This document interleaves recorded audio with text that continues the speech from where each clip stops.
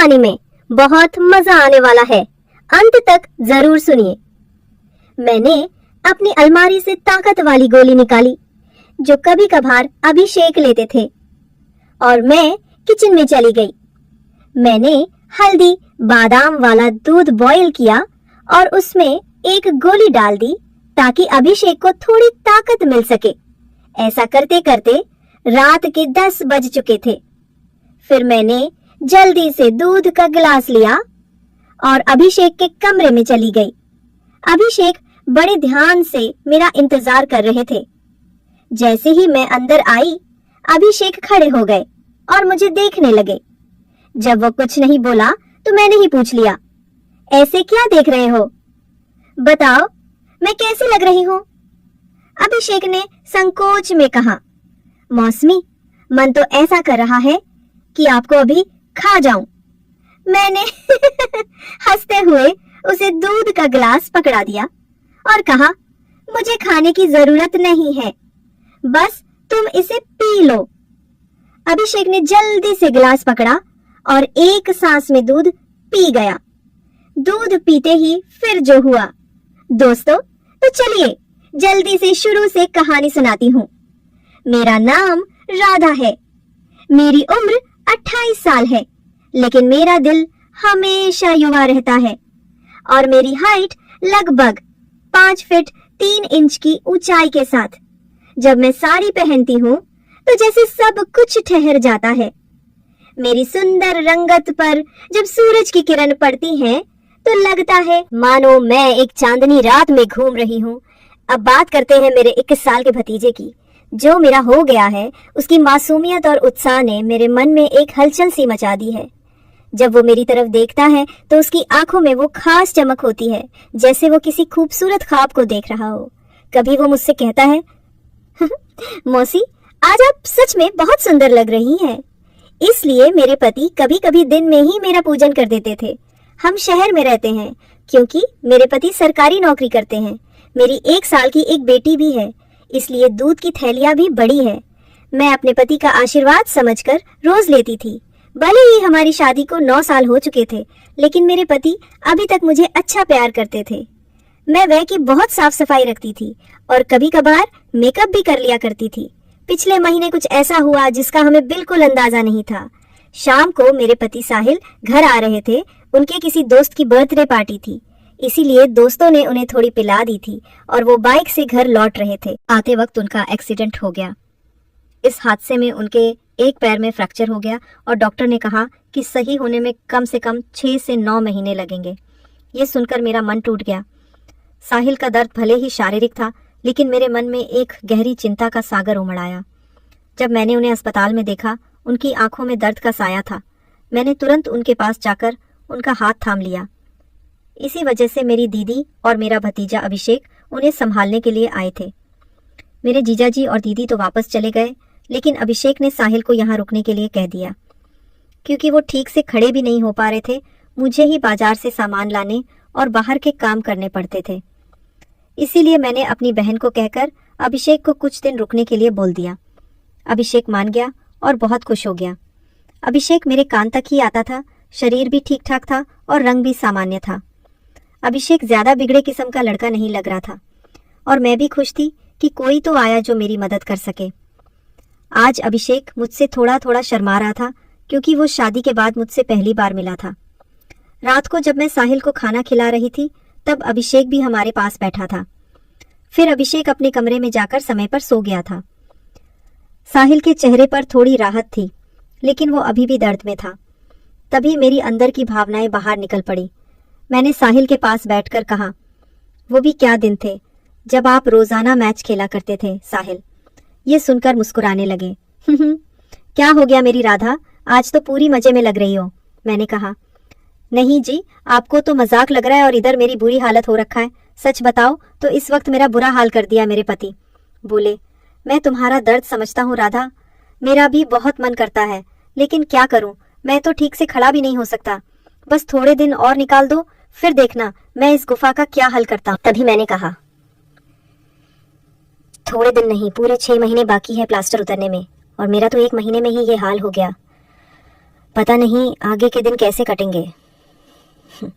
मेरे पति मेरी उदासी दूर करने के लिए बोले, चलो वो नहीं तो कम से कम दूध ही पिला दो, डॉक्टर ने भी कहा है। तभी मैंने हंसते हुए कहा, आपके नसीब में तो वो भी नहीं है, क्योंकि आपकी बिटिया रानी ने पी लिया है। हम दोनों जोर जोर से हंसने लगे। मेरे पति मुझे खुश रखने की पूरी कोशिश करते थे, लेकिन मैं क्या करूं, सब बेकार था। थोड़ी देर बाद साहिल सो गए, क्योंकि उनकी दवाइयों में नींद की गोलियां भी थी। लेकिन मुझे नींद कहाँ आ रही थी, इसीलिए मैं खड़ी होकर अभिषेक को देखने चली गई कि वो सोया है या नहीं। लेकिन अभिषेक अभी तक जाग रहा था और मोबाइल देख रहा था। मैंने उसके कमरे में जाकर कहा, क्या हुआ अभिषेक, 11 बज चुके हैं और तुम अभी तक नहीं सोए? लगता है तुम्हारे मन नहीं लग रहा है। अभिषेक उठकर बैठ गया और बोला, नहीं मौसी, ऐसी बात नहीं है, बस यूं ही फ़ोन देखते देखते लेट गया। फिर अभिषेक ने पूछा, मौसी आप भी तो नहीं सोई? मैंने कहा, मुझे तो आजकल नींद ही नहीं आती। अभिषेक ने पूछा, क्यों, क्या बात हो गई? मैंने हंसते हुए कहा, नहीं नहीं, वो मैं तुम्हें नहीं बता सकती। जब तुम्हारी शादी होगी तो तुम्हें खुद ही पता चल जाएगा। मेरे मुंह से ऐसा सुनते ही अभिषेक ने अपनी नज़रें नीचे झुका ली और अंदर ही अंदर मुस्कुराने लगा। तभी मैंने कहा, अरे तुम तो इतनी सी बात पर शर्मा गए। अच्छा बताओ, अभी तक कोई लड़की पटाई है या नहीं? अभिषेक कुछ नहीं बोला, उसे अभी भी शर्म आ रही थी। तभी मैंने उसका हाथ पकड़ा और कहा, अरे पागल, अपनी मौसी से इतना मत शर्माओ। धीरे से बोला, मौसी सच बताऊं तो ऐसी बातें मैंने अभी तक अपने दोस्तों से भी नहीं की है। मैंने कहा, अच्छा तो मुझे अपना दोस्त ही समझ लो, क्योंकि मुझे ऐसी बातें करने में बहुत मज़ा आता है। अभिषेक ने कहा, हाँ मौसी, एक थी, लेकिन उसने अभी मेरे से दोस्ती तोड़ दी है। मैंने पूछा, तुमने उसकी पिटाई तो कर दी होगी ना? अभिषेक बोला, नहीं मौसी, सच बताऊं तो मैंने उसे ढंग से टच भी नहीं किया था। मैंने मुंह बनाते हुए कहा, तुम तो बड़े भोले हो अभिषेक। चलो कोई बात नहीं, अब तो मेरे पास आ गए हो तो मैं तुम्हें सब सिखा दूंगी। मैं बातें करते करते अभिषेक के कमरे में ही सो गई थी। सुबह जब मेरी आंखें खुली तो अभिषेक बेड पर बैठा हुआ मुझे ही निहार रहा था। मेरे उठते ही अभिषेक ने मुझे गुड मॉर्निंग बोला। जब मैंने पूछा, क्या देख रहे हो, तो वो बोला, मौसी आप सच में बहुत खूबसूरत हो। मैंने मुस्कुराते हुए बोली, अच्छा तो अब तुम सुबह सुबह खूबसूरती का नज़ारा ले रहे हो और रात को तो बड़े शर्मा रहे थे। अभिषेक मुस्कुराकर पूछने लगा, मौसी आप बुरा ना मानो तो एक बात पूछ सकता हूँ? मैंने कहा, अरे पागल, मैं क्यों बुरा मानूंगी, पूछो क्या पूछना है। अभिषेक मुझसे कहने लगा, मौसी सच सच बताना, आप जो 2.5 किलो के वजन अपने पास लिए घूमती हो, आपको भारी नहीं लगता क्या? उसकी बात सुनकर मेरी हंसी छूट गई। इसके बाद अभिषेक मुझसे काफी खुल गया था और अब वो मुझसे ज्यादा शर्म नहीं करता था। इससे मैं भी बहुत खुश थी, क्योंकि अब मेरा भी समय अच्छे से कटने लगा था। अभिषेक को आए हुए 11 से 13 दिन बीत चुके थे और वो मुझसे काफी घुल मिल गया था। वो बाहर के सारे काम कर देता, बाजार से सामान ले आता और अपनी चाचा को भी घुमा देता। मेरी तो बहुत सेवा करने लगा था। शाम को मेरा सर भी दबा देता और कभी कभी मेरे शरीर को भी आराम देता। लेकिन मेरी फरमाइश दिनों दिन बढ़ रही थी और मैं मेरे पति की हालत अब भी वैसी ही थी। अब सब कुछ मेरी बर्दाश्त के बाहर हो चुका था। मैंने सोचा कि अब तो अभिषेक ही है जो मेरी हेल्प कर सकता है। वैसे मेरे पड़ोस में भी 3 लड़के रहते थे जो स्टडी करते थे। वे भी मुझे देखते थे। जब भी मैं छत पर बाल सुखाने या कपड़े सुखाने जाती तो वे मुझे ही देखते। और पहले तो मैंने सोचा कि उनमें से एक को पकड़ लूं ताकि कुछ समय के लिए काम चल जाए। लेकिन फिर मैंने सोचा कि मैं इस घर की इज्जत हूँ और कल को पता नहीं इनमें से कौन मुझे या मेरे पति को बदनाम कर दे। इसीलिए मैंने उन्हें भाव नहीं दिया। लेकिन अभिषेक तो घर का ही है, इसीलिए मैंने सोच लिया कि वही मेरी हेल्प कर सकता है। आज मैंने पक्का प्लान बना लिया कि आज अभिषेक हेल्प ले ही लूंगी। उसके बाद मैं रसोई में खाना बनाने चली गई। जैसे ही अभिषेक नहाकर फ्रेश होने के बाद रसोई में आया, मैंने दूध निकालने का बहाना बना दिया। मैं रसोई घर में ही लौटे से दूध निकाल रही थी। मेरी बेटी अभी नानी के घर गई हुई थी, क्योंकि घर में उसे संभालने वाला कोई नहीं था, इसलिए अब बाकी का दूध निकालना पड़ता था। और घर में मेरे पति और अभिषेक के अलावा कोई नहीं था, तो मुझे डर भी नहीं था। जैसे ही अभिषेक अंदर आया, वो मुझे देखकर एकदम घबरा गया और कहने लगा, सॉरी मौसी, मुझे माफ कर दो, मैंने देखा नहीं, और बाहर जाने लगा। तभी मैंने उसे रोक लिया। अरे अभिषेक, क्या हुआ? कोई बात नहीं, अंदर आ जाओ। अभिषेक बोला, अरे मौसी, ऐसे मैं अंदर कैसे आऊं? मैंने कहा, ऐसे वैसे मत करो और जल्दी से आकर मेरी मदद करो। अभिषेक का मन भी कर रहा था, लेकिन मैं उसकी मौसी थी, इसीलिए वो थोड़ा अनकंफर्ट फील कर रहा था। फिर मैंने उसे कहा, अरे इतना क्या शर्मा रहे हो, अब जल्दी से आओ और मेरी मदद करो। धीरे धीरे अभिषेक रसोई में आ गया और पास आकर खड़ा हो गया। वो मुझे देखता ही रह गया। तभी मैंने कहा, ऐसे क्या घूर रहे हो, क्या तुमने आज तक नहीं देखा? अभिषेक बोला, माँ कसम मौसी, मैं आपको बता नहीं सकता कि मुझे कैसा लग रहा है। बहुत ही अच्छा है मौसी। मैंने कहा, तारीफें करना छोड़ो और यहाँ मेरी मदद करो। तभी अभिषेक बोला, मौसी मुझे नहीं आता कैसे करना है। तो मैंने कहा, अरे बुद्धू, इसमें कुछ नहीं करना, ये लो पकड़ो और बस धीरे धीरे निकलो। थोड़ी देर बाद जब अभिषेक की हेल्प में हाथ तेज होने लगे तो मैंने सोचा कि अब मेरा आगे झुककर सही से काम करने का समय है। मगर जैसे ही मैं झुकने लगी तो देखा कि अभिषेक का काम तो पहले ही खत्म चुका है। उसे देखकर मेरा मन बहुत उदास हुआ, लेकिन फिर भी मेरी हंसी निकल ही पड़ी। मैंने नाराजगी से अभिषेक को मारते हुए कहा, ये क्या किया पागल तुमने, तू शुरू होने से पहले ही खत्म कर दिया। इसके बाद जैसे ही अभिषेक का नशा उतरा उसने हड़बड़ा हुए कहा, सॉरी मौसी सॉरी, वो मैंने ऐसा काम पहले कभी नहीं किया, इसलिए मुझसे ऐसा हो गया। मैं अभी जाकर साफ करके आता हूँ। और उसने मेरी एक भी बात नहीं सुनी और तुरंत रसोई में से चला गया। मैंने भी उसे ज्यादा रोकने की कोशिश नहीं की, क्योंकि मैं समझ चुकी थी कि ये उसके लिए इतना आसान नहीं होगा। इस चक्कर में आज खाना भी लेट हो गया था, इसलिए मैंने जल्दी से खाना तैयार किया और साहिल को कमरे में देने के लिए चली गई। साहिल भी बैठे बैठे खाने का इंतजार कर रहे थे। साहिल बिल्कुल सीधे साधे और सरल स्वभाव वाले आदमी हैं। वो मेरी बहुत बहुत चिंता करते हैं। जब मैं उनके लिए खाना लेकर गई तो पूरा पसीने से भीगी हुई थी। मुझे देखकर वो बोले, इतनी जल्दबाजी क्यों करती हो राधा, धीरे धीरे काम कर लिया करो ना, देखो तुमने अपना क्या हाल बना लिया है। तब मैंने उन्हें छेड़ते हुए कहा, ये तो कुछ भी नहीं है, जब तुम काम करते हो तो मेरा इससे भी बुरा हाल हो जाता है, और तब तो मैं तुम्हें रुकने के लिए भी कहती हूँ, लेकिन तुम तो नो कहकर काम की स्पीड को दुगना कर देते हो। मेरे मुंह से ऐसा सुनकर मेरे पति मुस्कुराने लगे। तुम भी ना राधा, कहाँ की बात कहाँ ले जाती हो। इसके बाद साहिल ने खाना खा लिया और मैंने उन्हें दवाई भी दे दी। दवाई लेने के बाद उन्हें नींद आ गई और वो आराम करने लगे। मैं भी काफी थक चुकी थी, इसलिए मैं नहा धोकर फ्रेश हो गई। इसके बाद मैं अभिषेक के कमरे में उसे देखने के लिए लगने, तो वो भी सो चुका था। फिर मैं भी आकर आराम करने लगी। शाम को जब मैं अभिषेक को चाय देने गई तो वो बैठा फोन चला रहा था। मुझे देखकर उसके चेहरे पे मुस्कान आ गई। मैं भी उसे देखकर हंसने लगी और मैंने उससे पूछ लिया, क्या बात है अभिषेक, आज तो तुम काफी ढीले ढाले से लग रहे हो। अभिषेक बोला, मौसी वो मैंने पहली बार काम ऐसा अनुभव लिया था, प्लीज आप बुरा मत मानना, मैं सच बता रहा हूँ, बिल्कुल मेरे से काम नहीं कर पाया।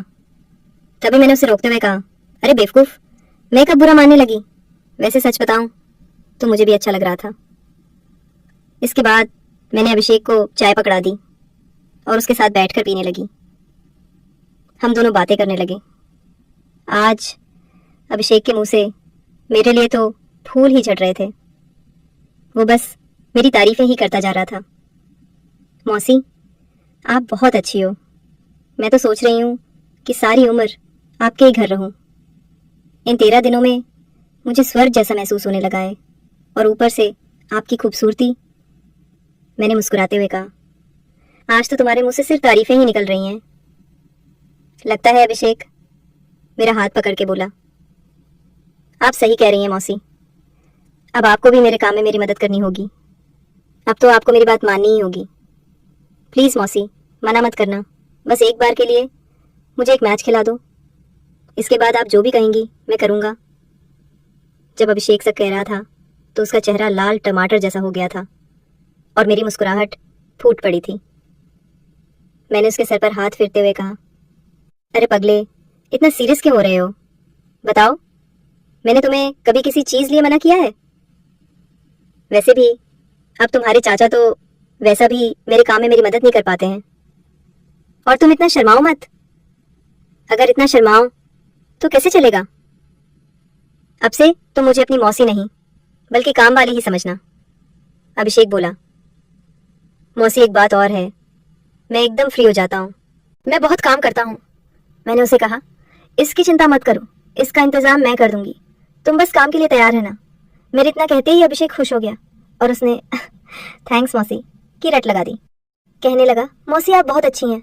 इसके बाद में चली गई क्योंकि शाम हो रही थी और मुझे साहिल को नहलाना भी था। जब साहिल जी नहा लिए तो अभिषेक उन्हें बाहर टहलाने ले गया।